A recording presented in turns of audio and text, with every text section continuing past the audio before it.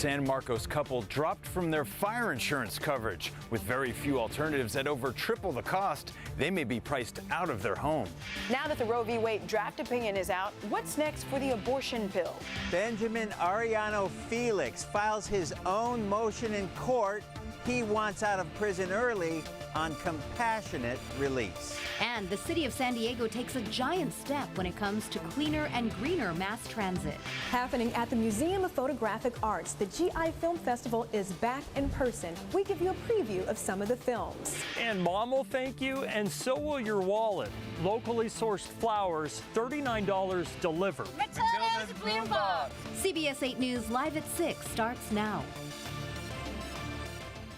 Protecting your home with fire insurance. It is getting more expensive for San Diegans in this already challenging economy. Good evening. Thanks for joining us. I'm Marcella Lee. I'm Carlo Cicchetto. Insurance premiums for fire protection are skyrocketing, and in some places, policies are being canceled. Tonight, we're working for you to get answers. CBS 8's Brian White shares a story of a couple in San Marcos who have been told their homeowner's insurance is being terminated. It's an unfortunate circumstance for this San Marcos couple who's been living in this home for 34 years. And now, because of this fire insurance debacle, they may be priced out of their home. So they sent us a notice of non-renewal and termination. Susan Moise and her husband Walter couldn't believe it. After 27 years with AAA home insurance, they received this notice in the mail telling them they're dropped. I'm kind of in a quandary. I'm not sure what to do or where to go. The non-renewal notice claims that their home is, quote, located in an area that we consider a high brush fire exposure, which is unacceptable according to the exchange's underwriting guidelines. That's where I'm at, trying to find someone who will insure us. And that's been tough. One company told them in this email, we don't cover homes in proximity to wildfire risk areas. The only company that would cover them is Assurant, and it's more than triple what they're paying now. Because I'm on fixed income, having a big jump like that, it makes it difficult. Am I going to be priced out of my home? They don't understand why AAA is dropping them after all these years. We have a fire hydrant right across the street. And nearby fire stations. We're within a mile with 2 fire stations. And they just replaced their roof with fire-resistant materials. This is the latest materials that they offer in California. This is fire safe. To pay for the new roof and solar panels, they refinanced their home mortgage in March. I think that may have been the trigger for the AAA to say, oh, no. To make matters worse, Susan is dealing with serious health issues. I'm struggling now with metastatic cancer and trying to fight that disease, and that incurs different bills. So it's just a struggle to survive. So I called the AAA agent they'd been working with and left him a message saying I had some questions. So far, he hasn't called me back. Meanwhile, Susan's facing the possibility of leaving California. Our family is here, our grandchildren are here, and to have to leave my home, I would miss the ocean. Susan's next step will be exploring what the California Fair Plan can offer. But after talking to neighbors, she's not hopeful they'll be any cheaper. In San Marcos, I'm Brian White for CBS 8. And hopefully Brian will get some answers. Remember, here at CBS 8, we are working for you. If there's a story you'd like us to look into, email us at yourstories@cbs8.com. A water main break at a construction site in the Morena area has forced nearby businesses to evacuate. It's also closed a street. San Diego Fire Rescue tells us the 800 block of Sherman Street had to be blocked off and people forced to leave the area just before 4 o'clock this afternoon. It isn't clear at this hour just how many buildings are evacuated. Public Works crews are at the scene trying to stop the water and make repairs. Mayor Todd Gloria says he wants to spend big on San Diego police tonight as part of his Ready to Rebuild plan. He has proposed spending $584 million on the department. At Belmont Park this afternoon, the mayor said the money would go toward hiring and retaining officers, overtime pay, and crime prevention.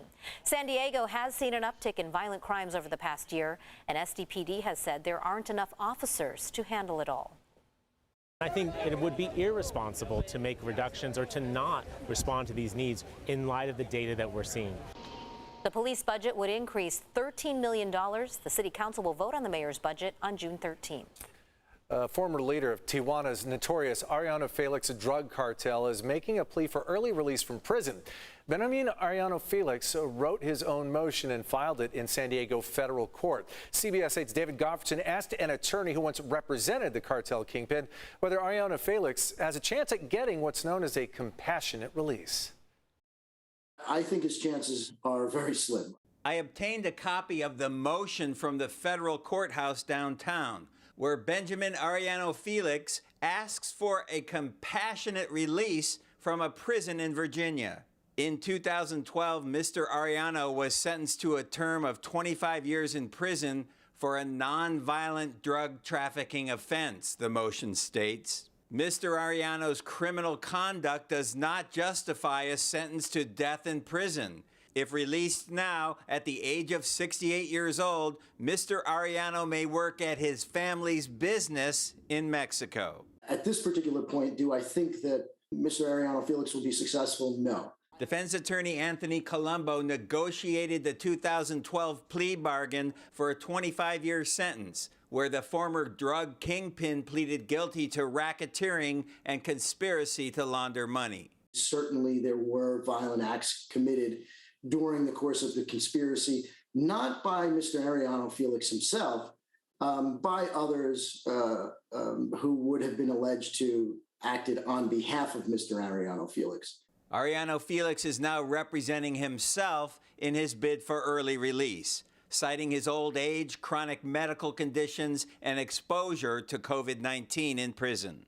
I think the time to have filed this motion in order to get the most traction would have been back in the beginning of the pandemic in the spring of 2020.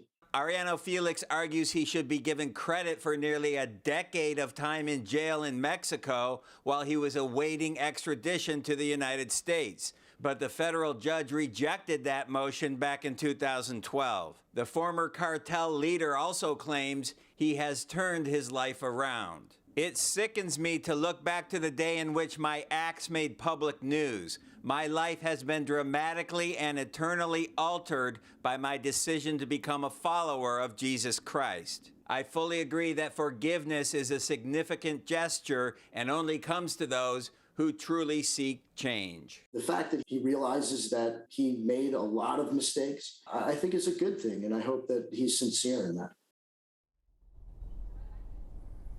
Colombo expects the judge will reject this motion fairly quickly without even giving Ariano Felix a court hearing. We reached out to the U.S. Attorney's Office here in San Diego, but they told me they will not be commenting on this case. Carlo? So, David, when is Ariano Felix supposed to be released if this motion is not granted? Well, currently the Bureau of Prisons website lists his release date as April 28th, 2033, so 11 more years. If you want to read his entire motion, and it's interesting to say the least, we've posted it at cbs8.com. Sounds like interesting reading, even if it doesn't sound like it'll be a successful bid. David Goffredson reporting for us. Thanks, David.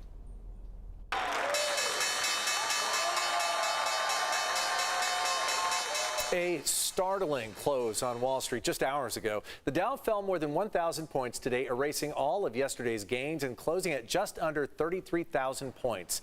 The NASDAQ dropped almost 650 points, closing at 12,317. The S&P 500 saw its biggest loss in years, falling 153 points to 4,146. This all comes one day after the Fed raised a benchmark short-term interest rate by ½ a percentage point to help ease inflation.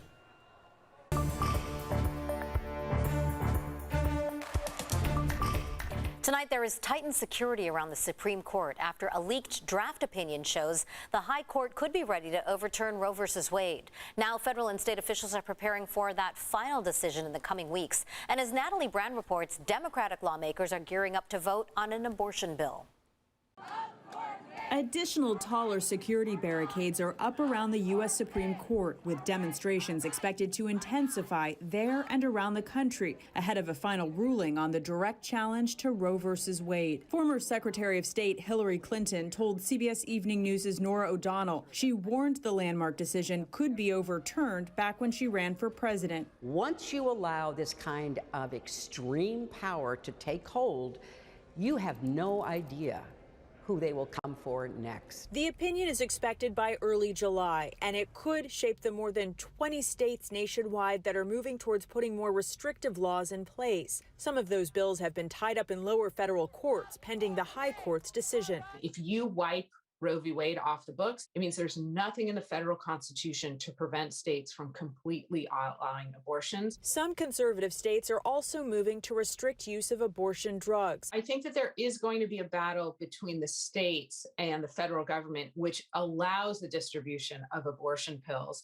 and states which try and outlaw the distribution and use of abortion pills within their boundaries. Democratic states and local leaders are bracing for a possible influx of women seeking abortion services. We've been very carefully building our infrastructure here in Minnesota so that we can be able to welcome that surge. Senate Majority Leader Chuck Schumer says next week the Senate will vote on a bill to make abortion rights federal law. People should show where they stand. This has been American law for 50 years. Let's allow the people to weigh in on this, and we'll have a big national discussion. The Democratic bill to codify Roe v. Wade is not expected to get the 60 votes necessary to move forward. Natalie Brandt, CBS News, Washington. The uncertain future of Roe versus Wade has some wondering about the abortion pill and whether or not it could be restricted in certain states as well. As for the investigation into the leak, Chief Justice John Roberts has directed the court's marshal, Army Colonel Gail Curley, to lead that probe. The Chula Vista Police Department is recognizing officers that went above and beyond last year. The department held a ceremony this morning to give awards to more than a dozen officers whose stories may have otherwise gone untold. The awards included Detention Officer of the Year, Cadet of the Year, Life Saving Award, Employee of the Year Award, and more.